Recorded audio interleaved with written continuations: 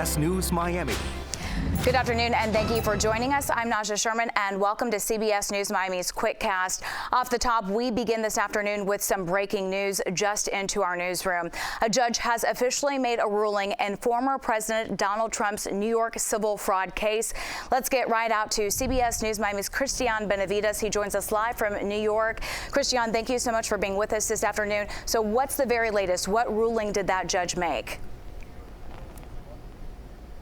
Naja, this ruling was 92 pages long. Ultimately, the former president has been ordered to pay more than $350 million in damages. And he is also barred from being an officer of any business here in New York for the next 3 years. By the way, this ruling also applies to his two adult sons, Trump and Eric, Don Jr. and Eric, who are also barred for 2 years from being an officer or running a business, essentially, here in New York. I think what is really interesting here, Naja, is that the former president will have to put up that money even though he is planning to appeal. He and his team have already said that they would appeal, but he still has to put up the money. The more than $350 million will be held in an account while the appeal process takes place. That is, if he wants to avoid any fines or the potential for any properties to be seized. And this is a big amount. This is a large sum of money, a big amount even for a billionaire. And you have to remember, in the real estate business, a lot of that money is typically tied up. Yeah, that is a tremendous amount of money, even for a billionaire. You mentioned that his sons were also barred from doing business in New York City. Was there a time frame given for how long? Right. So we know that for his sons, it's 2 years. For the former president himself, it is 3 years. But this really goes at the heart of how Mr. Trump, the former president, got to become known by all of America, right, as this big real estate tycoon. So this attacks what his message has been since 2016, 2015, when he came down the escalator and announced. So it's really, truly something that will affect Mr. Trump. I think even though the other cases are criminal in nature, and you have a trial coming up in March with the criminal trial in March, which is separate from the ruling today, the potential for jail time. This really goes at the heart of what Mr. Trump is all about, which is his money, him being a billionaire, his persona. And so, again, he'll have to put up that money, and we'll have to see how all of this plays out. Christian, thank you so much for that breaking news report. Now at 4, a horse slaughter investigation in southwest Miami-Dade. CBS News Miami's Peter Dench has the report. We are at the scene here in southwest Miami-Dade, where Miami-Dade police say there was a heart-wrenching, disturbing discovery.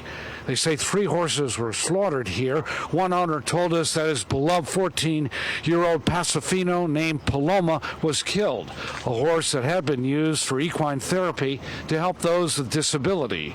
We'll hear from that owner, as well as Miami-Dade police, who have a warning coming up tonight, starting live at 5. In southwest Miami-Dade, Peter Dench, CBS News Miami. Always alerting, always tracking. This is Next Weather. And taking a live look outside at beautiful South Florida. It is a great day, but how long will it last? Let's get right to Next Weather meteorologist Cindy Pressler. And I know the first part of our weekend sounds fabulous, but then you're tracking some changes. We have a half and half weekend coming up. Tomorrow's the good half. Sunday is the not so good half. So get out and enjoy it. We still have a beautiful evening, and most of tomorrow. By Sunday, rain is on the way. Look at that temperature right now, 77 degrees, but the high today was 78. Southeasterly winds, a little bit on the gusty side. Those winds will not be a problem, though. We're going to go with a south wind tomorrow, about 5 to 10, maybe a gust up to 15. We've got high-level clouds coming in from the west, but with that surface flow out of the east-southeast, well, you've got some cumulus clouds that have developed, so partly sunny skies to mostly cloudy skies. There's no rain out there. We're not expecting any. It's going to be dry for tonight. Winds out of the east-southeast, actually southeast now, at 12 miles per hour. We did have a gust over 20 miles per hour, but again, the the winds are not going to be an issue really. So if you're heading out the door, look at these beautiful temperatures. 76 degrees at 5 o'clock, mostly cloudy skies, 74 by 7, 8 o'clock, down to the lower 70s. It'll be just a little bit milder tonight than it was this morning. We're looking for lows in the upper 60s, but this is where the change happens. Now tomorrow we'll be on the warm sector side of this cold front. This one is actually going to make a difference. So with a southerly flow, there could be an isolated shower here and there, but most of that rain is going to stay to the north for Saturday. Then Saturday night into Sunday, front comes in, stalls out. We got an area of low pressure developing, actually a couple of them. That's going to pull in a lot of tropical moisture, so we could see some heavy rain on Sunday. That's a possibility. At this point, maybe 1 to 2 inches, not out of the question. The rain will move out of here slowly on Monday, just a few showers early, then cooler, drier air will follow it. So that's something to look forward to next week, below average temperatures. And again, let's time it out for you. Mostly cloudy skies. We'll get some sunshine peeking through tomorrow, so the boat show going on, no problem there. Saturday afternoon, an isolated shower, not out of the question. South to even southwesterly flow coming in. Now the moisture really starts to get hold. We see these little showers increasing. Sunday morning, 11 a.m. gets a little bit heavier in the afternoon at 3 o'clock. A lot of rain even by Sunday night. Then it tapers off by Monday morning, so this looks like a very wet Sunday. Maybe an inch, maybe an inch and a half in spots. Some spots maybe up to 2 inches of rain. Don't think this is going to be a big flooding issue. However, the metro eastern areas, that's where you could see some urban flooding, so that's something we're going to be watching for on Sunday. Here is your forecast. Highs tomorrow, woo, 85 degrees. We're going to push that way up. That's not a record, though. And again, mostly dry day, wet on Sunday. Here comes the cold front, dropping those temperatures down. Next week, we go into drier pattern again. Plenty of sunshine, but our temperatures slightly below normal for this time of the year. But we'll have to keep an eye on that rain for Sunday. All right, Cindy, thank you. An early morning fire forces dozens from their apartments. CBS News Miami's Joan Murray has the story. So this all began just before sunup here at 752 Northeast 128th Street in North Miami. When firefighters arrived, there was already a lot of smoke and fire. What we are told is it began in that first unit in the back. I got to speak with the tenant there. He said his 13-year-old daughter was home in her bed, mother was in another bed, and then they woke up to the smoke and fire, and they rushed out of the apartment. I was upset. I lost everything because the wolf is very burned inside the room, the bed, everything lost. So, I was upset. We can do nothing. We just wait for help. So that family is not sure where they're going to go at this point. Red Cross is helping with temporary accommodations, but for now, the city's saying nobody can be in this building. In North Miami, Joan Murray, CBS News, Miami. The village of Key Biscayne has voted to temporarily ban all e-bike and motorized devices. It's after a cyclist was killed in a tragic accident on Wednesday. The temporary ban includes all motorized vehicles that a person can ride, like hoverboards and electric skateboards.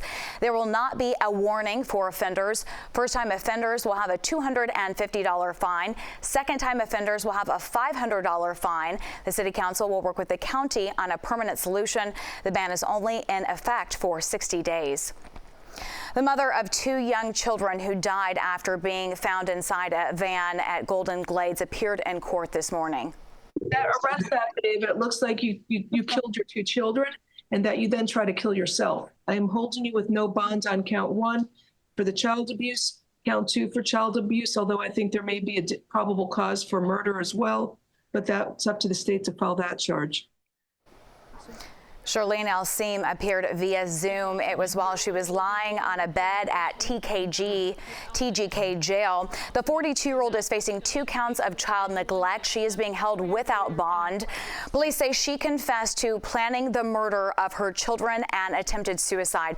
She allegedly said it was due to her current financial status and multiple debts. The 3-year-old twins were found unresponsive more than 2 weeks ago. Their cause of death is under investigation.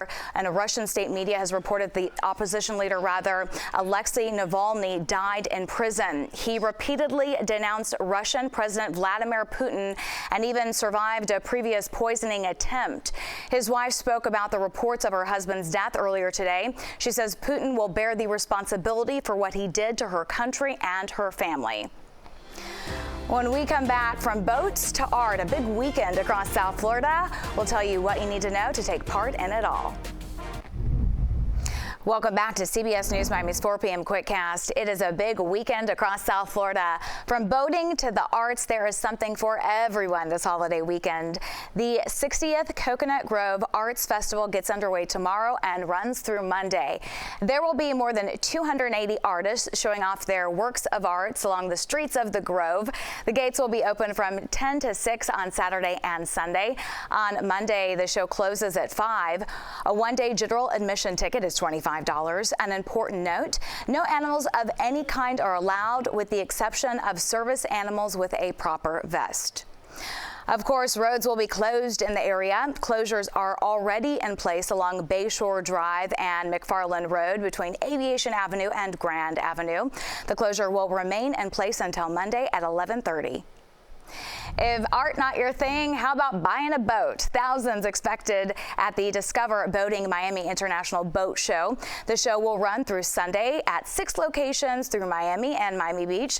More than 1,000 boats are on display. A one-day general admission ticket costs you $43. Children ages 6 through 12 are $16.50. Our Lisa Petrillo will have much more on this coming up tonight at 5.